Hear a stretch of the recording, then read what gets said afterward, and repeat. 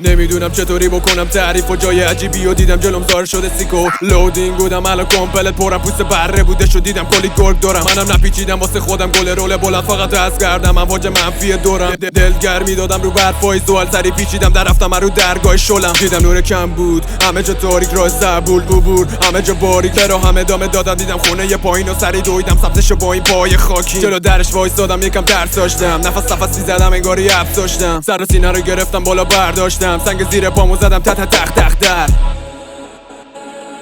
یه کمی گذشت و صدایی اومد یکی از تو میگفت بیا دروازه رفیق منتظر تو این بیا داخل بغل ما بشین یکم عکس کردم آروم رفتم کل حس ترسم یهو شدش برطرف جلوتر رفتم یکم عجیب بود برام یه میز بود دورش 8 نفر آدم رفتم نزدیکشون و داشتم سردرد داشتم سرگیجه میرفتم منم یرور یکی گرفت دستم و سرم و من برگردوندم قلبم تپ میزد گفتم برو اون طرف خندید و گفت بیا پیش من بشین غریبی نکن من تو رو عقب میشناسم رفیق 4 ژانویه اومدم به خواب تو نورو دادم بهت خودت پیدا کردی راه تو یکم زور زدم بهش رفتم تو فکرم فرو یادم اومدم اون شب و بهم گفتش برو تحقیق کن راجع به این چیزایی که گفتم و به خودم اومدم دیدم چی میگه این یارو بعدش آوردم سرم و بالا گیج بودم انگار راه من و اونا به هم دیگه گیر بودن افتادم یاد اونایی که بودن راهنما الان جواب معما شده تتو روی خودم